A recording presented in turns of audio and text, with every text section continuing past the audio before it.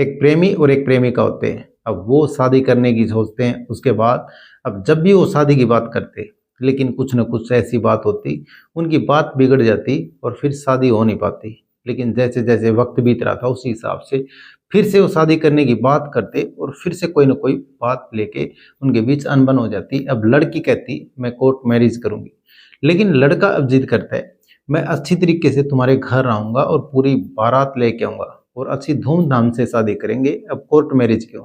उस बात को लेके फिर से अब बात वहीं पे बिगड़ जाती है। लेकिन फिर लड़की एक दिन उस लड़के को अपने घर बुलाती है और ये बोलती है घर पे कोई नहीं है। लेकिन जैसे ही वो लड़का घर जाता है, अब लड़के ने सोचा भी नहीं होगा जिस तरह से उसके साथ जो हुआ, अब लड़के की पैंट उतार दी जाती है और उसके साथ वो दरिंदगी होती है।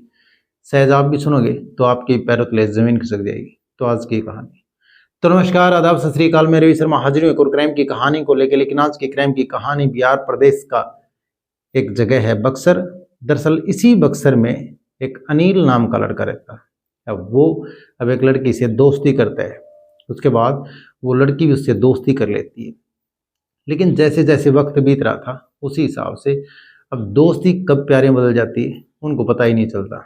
उसके बाद अब वो कुछ दिन और बीतते हैं, लेकिन जैसे जैसे दिन बीतते रहते हैं, कुछ महीने बीतते हैं, अब बात सालों में चली जाती है। लेकिन वो शादी करने की सोचते हैं। उसके बाद अब लड़की शादी करने के लिए कहती है, लेकिन लड़का भी ये कहता है कि तुम्हारे मम्मी पापा से एक बार पूछ लो शादी के लिए। लड़की कहती है मैंने पूछ लिया, मैं शादी करके रहूंगी तुमसे।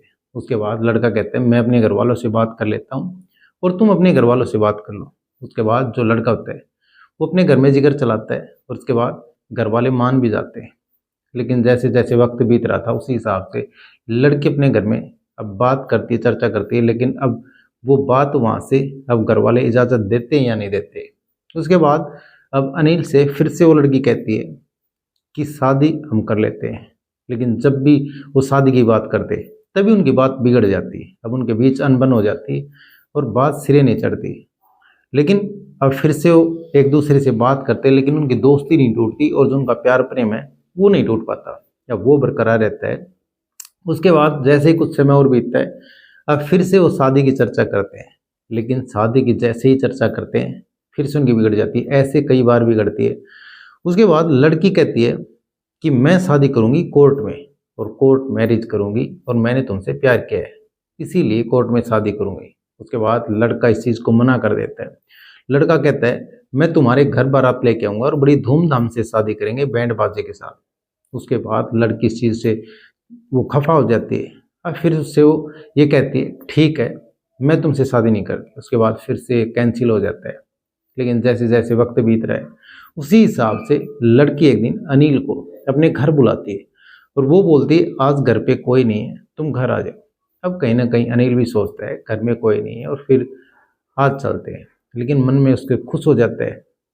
लेकिन जैसे ही वो घर से उसके लड़की के घर जाता है, अब जैसे ही घर में एंट्री करता है, लेकिन घर में एंट्री करने के बाद वो देखता है घर में काफ़ी लोग हो जाते हैं। वो चौंक जाता है।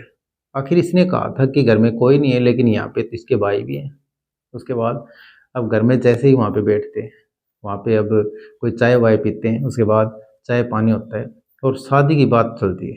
लेकिन शादी की बात जैसे ही चलती है, लेकिन वो शादी की बात फिर से सिरे नहीं चढ़ती। अब लड़का जिस हिसाब से कहता था मैं बारात लेके आऊँगा, अब वही बातें और वहीं पे उनकी कहानी बिगड़ जाती है। उसके बाद अब तू में भी बात उतर आती है और जो लड़की के भाई होते हैं वो अब फिर उसके ऊपर हमला कर देते हैं।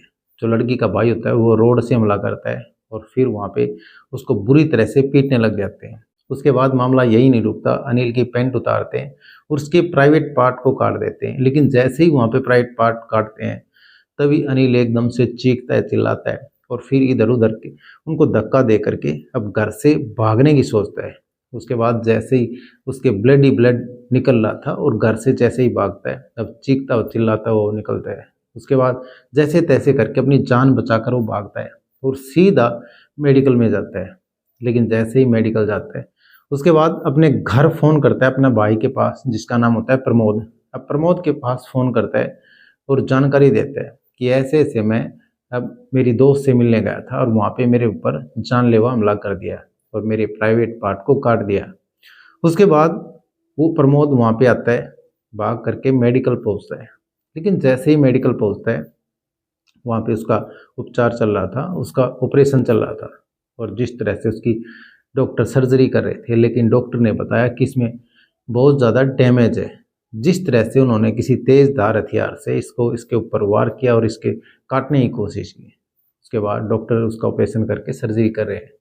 लेकिन डॉक्टर ये भी कहते हैं आगे भविष्य के लिए जिस तरह से इसमें क्या होगा क्या नहीं होगा, या फिर शायद कोई इंफेक्शन भी हो सकता है, ऐसी बातें डॉक्टरों ने कही। लेकिन फिर उसके बाद डॉक्टर, क्योंकि ये एक ऐसा केस था, झगड़े का केस था, उसके बाद डॉक्टर वहाँ पे पुलिस को इतला कर देते हैं और फिर मौके पे पुलिस आ जाती है।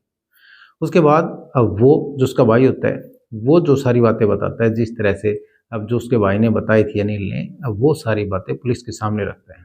उसके बाद पुलिस अपने हिसाब से जांच करती है, और फिर जांच में पुलिस ने बताया कि जिस तरह से इनकी दोस्ती काफ़ी साल से अनिल की और उस लड़की की, और उसके बाद इनकी जब भी शादी को लेके अब बात चलती थी, लेकिन जैसे ही शादी के लिए बात चलती थी तो इनके बीच अनबन हो जाती थी। उसके बाद लड़की अब शनिवार को इसको अनिल को घर बुलाती है।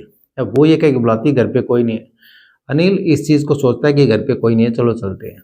फिर वहाँ पे जाती है, लेकिन उन्होंने अपना पहले से एक प्री प्लान बना रखा था, अपनी तैयारी कर रखी थी, रोड और डंडे लेकर के।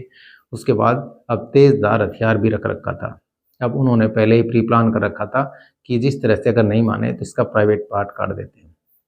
उसके बाद वहाँ पे जाता है, लेकिन किसी बात को लेके वहाँ पे जैसे ही अनबन होती है तो इसको रोड से मारते हैं और इसका प्राइवेट पार्ट काट देते हैं। लेकिन ये इधर से उधर अब जैसे तैसे करके अपनी जान बचा के वहाँ से भागता है और सीधा मेडिकल आता है। लेकिन जिस तरह से अब उसके भाई, जिस लड़की के भाई ने इसके ऊपर हमला किया, उनका नाम है धर्मेंद्र, जितेंद्र, ओम प्रकाश। अब इन्होंने अब उसके ऊपर हमला किया और फिर जिस तरह से उसका प्राइवेट पार्ट काट करके उसको लहूलुहान कर दिया, उसको जख्मी कर दिया। उसके बाद डॉक्टर वहाँ पे उसका उपचार कर रहे हैं, लेकिन पुलिस ने कहा कि जिस तरह से इसको ऑपरेशन के बाद, अब पुलिस ने गंभीर धाराओं में मामला दर्ज कर लिया और फिर आरोपियों के खिलाफ मामला दर्ज करके आगे की कार्रवाई शुरू कर दी। तो ये कहानी सुनाने का मतलब किसी का दिल दुखाना नहीं, या किसी की भावनाओं को ठेस पहुंचाना नहीं। ये कहानी सुनाने का मतलब आप सतर्क रहें, सावधान रहें।